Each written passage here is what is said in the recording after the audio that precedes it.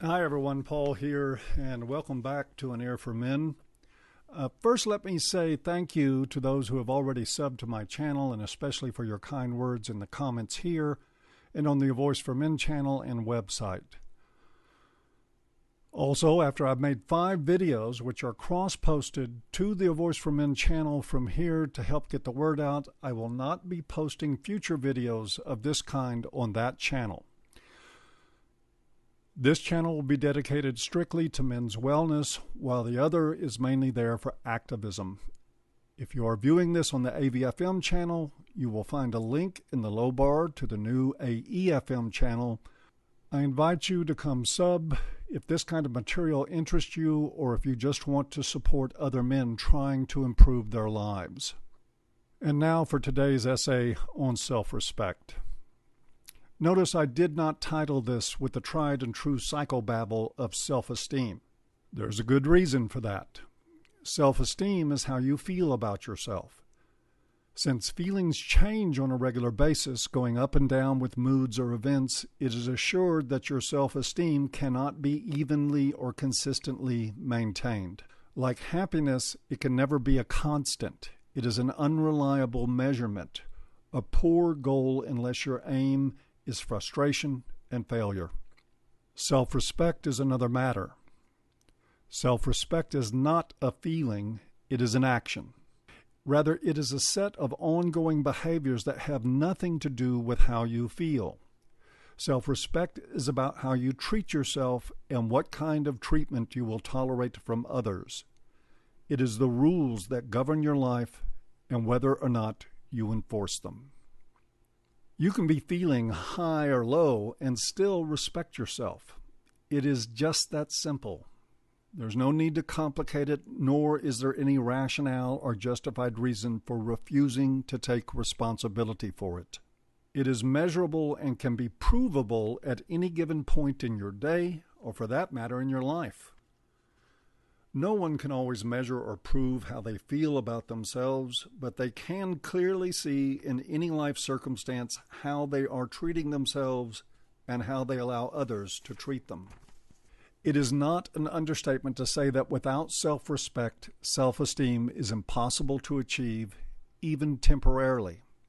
If your way means that respecting yourself is a non-negotiable cardinal rule in your life, then self-esteem, should you even bother to care about such a thing, will take care of itself. That's the advantage of seeing things in terms of respect versus esteem. The first is achievable. The second is a pipe dream packaged by alleged mental health professionals and sold with the understanding that the quest for the unattainable will keep people walking back in their doors looking for it and feeling inferior for not having found it, which means they will only be driven to come back again and again. This may not be the conscious intention of the practitioner, but it is the outcome nonetheless. Indeed, their level of self-respect may be as or even more lacking than their clients. They are often trapped in the same rut with the same lie, trying awkwardly and failing to feel adequate at their work or perhaps even their lives. They aren't wizards after all. They're just human beings, and if they are peddling self-esteem, they probably don't know what they're doing. You need not pay the price for that. You can learn to practice self-respect the moment you decide that's what you're going to do. A therapist or counselor cannot make it happen for you, and if you can make it happen, which you can in all likelihood, you don't need a therapist or a counselor. That does add a degree of difficulty because it puts the responsibility in your lap. The onus is on you to get it done. Of course, that's true of everything else in life worth working for. The good news is that self-respect is a learned behavior. You can practice self-respect, and with practice, you'll only get better. Sometimes it requires courage, especially for men who have not been taught to respect themselves, either from their families or other significant relationships. Frequently, men who come from abusive families end up in abusive relationships, repeating the cycle over and over. Add that to the way society often treats men as disposable utilities, and you end up with a lack of self-respect in men on a cultural level. This does not have to be the definition of your life. If you want respect from yourself and others, take it. If you want people to respect you, reject and distance yourself from anyone who doesn't. Respect is not negotiated. It's not something you get by winning an argument, by proving what a good person you are, and it is not love. It is not something you have to earn. Trying to earn the respect of others has the direct implication that you are not respecting yourself to begin with. If you are respecting yourself, you can bet you won't have to earn it from anyone worth it. You will also find a natural tendency in yourself to treat others with respect. In fact, I never met someone who respected themselves who did not treat others in the same way. If someone disrespects you, walk away. If it is a family member, walk away. If it is a wife or girlfriend or a woman you just met and find incredibly attractive, walk away. Feel whatever grief you must, but turn your back and go. Don't let her be the one who got away. Let her be the one to whom you showed the door. Grief, like happiness, is transient.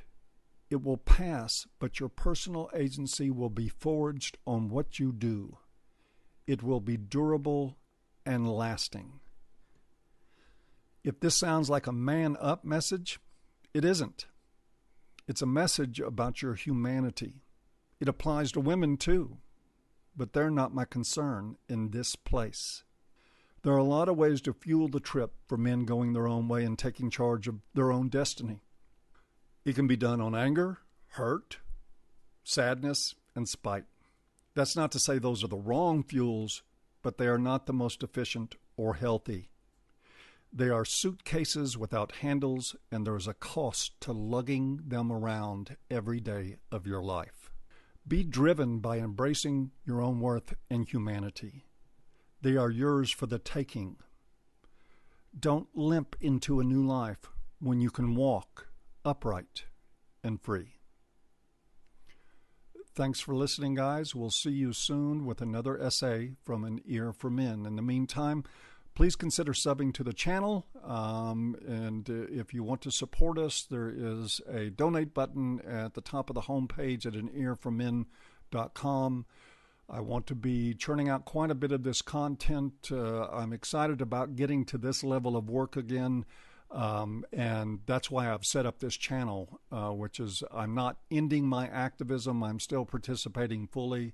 But this has been a passion of mine for a long time and something that I want to get back to doing.